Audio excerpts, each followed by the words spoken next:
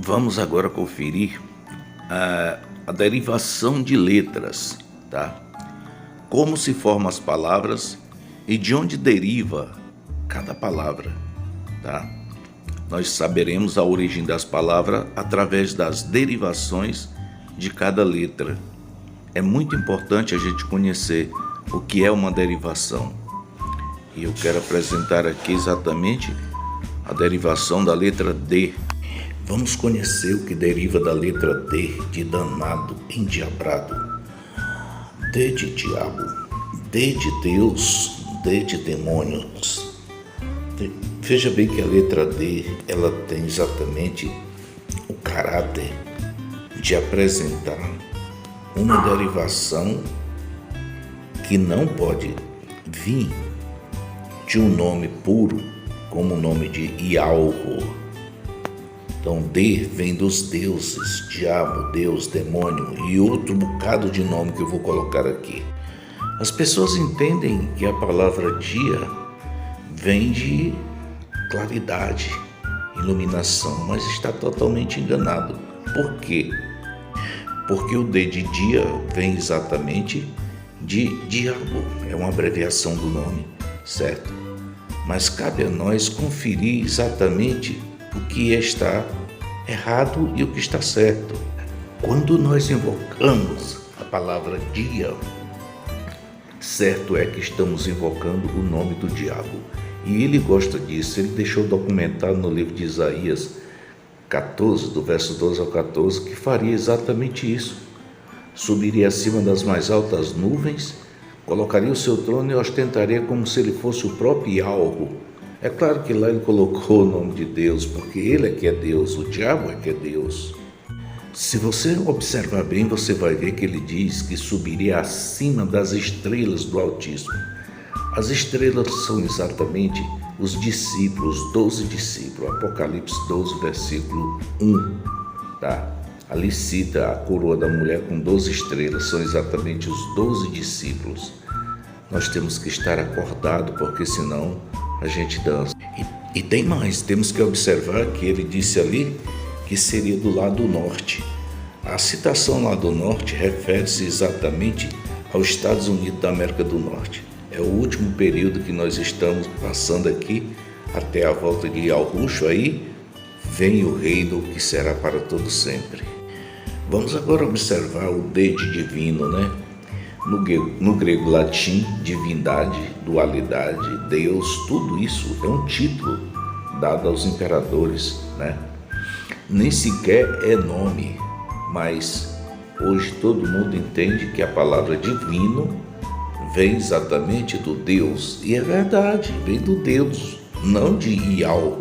Deus são os Césares, deuses são os astros que eles colocaram como deuses, né? O deus Urano, o deus Saturno, o deus Júpiter, e assim uma sequência de deuses que não tem nada a ver, tá, com aquilo que Ialro nos ordenou no primeiro mandamento: não terá deuses diante de mim.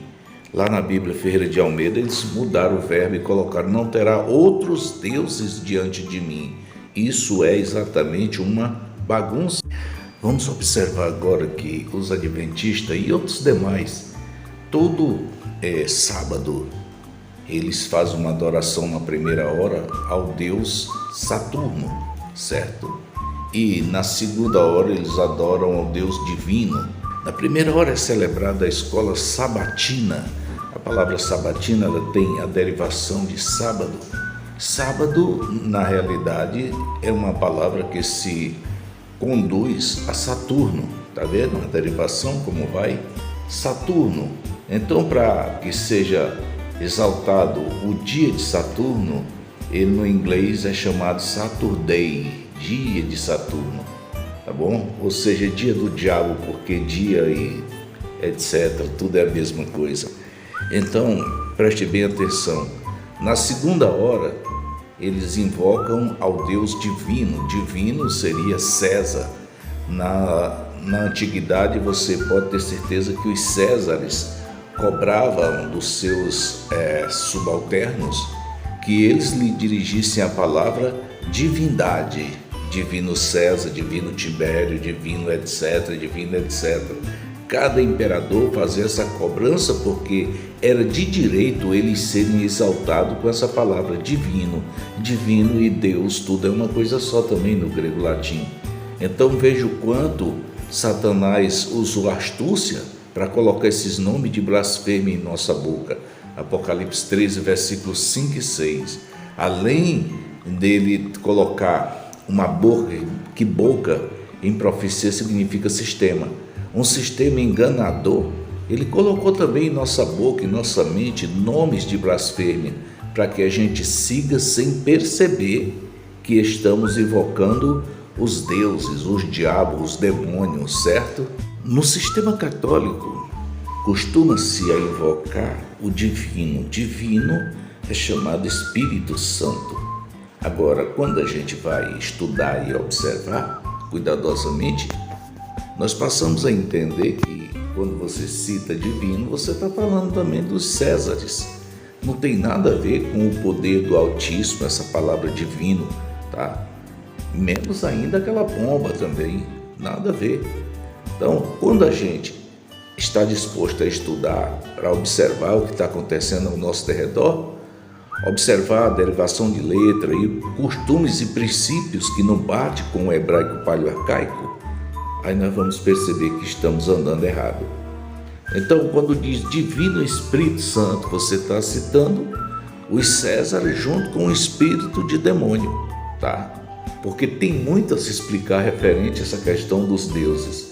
Por trás de cada imagem que foi canonizada pelos papas, nós temos um demônio, tá? E eles ainda botaram lá, dia de todos os santos. Santo também é uma palavra que nós vamos estudar a derivação dela, porque ela vem exatamente de Satanás. Ela não tem nada a ver com o Altíssimo. Mas veja bem que está cheia a Bíblia. João Ferreira de Almeida nos proporciona um show de erros e blasfêmias, tá? Porque essas palavras não entram lá no Shuol Mayal. Podemos berrar aqui, fazer o que quiser, mas essas palavras que falamos aqui, cheias de blasfêmia, elas não vão alcançar o trono de Ialhu, tá? É por isso que a palavra aqui nos explica que o Ruha do Altíssimo, o qual eles chamam de Espírito Santo, intercede por nós com gemidos e choros inexprimível. Mas resta uma observação. Quando é que ele faz isso? Quando o ser humano está sendo realmente sincero, quando o ser humano abre o coração e está voltado realmente para o poder de Ialhu, a sua ignorância é perdoada e o Ruha do Altíssimo intercede por nós a ponto de Ialhu nos dar atenção. Isso já aconteceu com muita gente, tá? Mas tem acontecido do outro lado também, que o poder de Satanás, tá? Também alcança pessoas que acham que estão falando com Ialhu e na realidade estão invocando os demônios e sendo atendido pelos demônios. Gente, não é brincadeira não, são 144 mil demônios que estão aqui no planeta Terra, tá? Usando as mais vis e cruéis mentiras e engodos para enganar, se possível, aos próprios eleitos. Está escrito isso. E as pessoas não têm um pingo de conhecimento e por isso são alvejados com facilidade. Tem gente aí dando bate-bate dentro das igrejas e eles dizem que estão cheios do espírito. É claro, cheio do espírito de demônio. Eles se disfarçam de trás de inúmeros dogmas, como por exemplo a tal de línguas estranhas. Já vi tanta gente falando besteira sobre as línguas estranhas. O que é línguas estranhas? Na realidade é uma língua do estrangeiro, tá? Mas dentro das igrejas demais, usa-se as tal das línguas estranhas como uma língua que não é identificada, que não sai como um idioma que possa ser interpretado. E eles dizem é mistério. Mistério é uma palavra blasfêmia também. Então, as pessoas dão bate-bate, é uma baita de uma esculhambação dentro dessas igrejas que estão cheias do Espírito Santo. E agora, depravadamente, elas estão piorando, porque o número de maldição está aumentando nesse sistema. Exatamente. Danças apavoradas que nem nas boates hoje estão fazendo as macaquices que se faz nos púlpitos das igrejas pentecostais aí com o tal do Espírito Santo, né? Sapato de fogo. Tem cada uma que eu vou dizer, dá da gente sorrir. Cada cidadão dançando sapato de fogo, cada qual mais esquisito do que o outro. Eu vou dizer para você, eu vi um gordão fazer uma abertura de perna para nenhum lutador de karatê fazer. Um cara com para mais de 180 quilos. Desceu de perna aberta e levantou de novo, tranquilo e calmo, não tem problema nenhum não. E aí você olha para o negócio daquele, você diz, rapaz, o negócio é esquisito mesmo. Mas aquilo é o uso de um espírito de demônio que está fazendo aquilo, tá? Nenhum ser humano tem a capacidade de fazer uma abertura daquela com tamanho peso no corpo, tamanho nível de gordura e de carnadura. Aquilo é o demônio abusando do ser humano. Então, tá cheio de engano as igrejas. E eu quero dizer para vocês que nós estamos aqui para explicar, porque o poder de Yahweh, Ruha Urhim, esse sim está sobre nós, nos dando a capacidade de falar com nitidez, com alvidez, para que todos entendam de onde vem o Ruha do Altíssimo. Ele não pode vir de tais coisas. Segundo o que está nas Escrituras, ele não pode ser uma pomba, porque o mandamento ele rejeita a imagem e a semelhança, tá? É a mesma coisa do Jesus. Aquela imagem lá é abominada no segundo mandamento. Não faças para ti imagem de escultura ou imagem alguma, nem do Espírito Santo, né, com a pomba, nem das chamas de fogo que está em Atos 2, verso 3, tá? Segundo o que está na palavra, o profeta diz que o Ruha do Altíssimo é como um vento, que tu não sabe de onde ele vem nem para onde vai. Eu vou ficando por aqui, depois eu vou voltar com mais uma parte explicando sobre essas aberrações.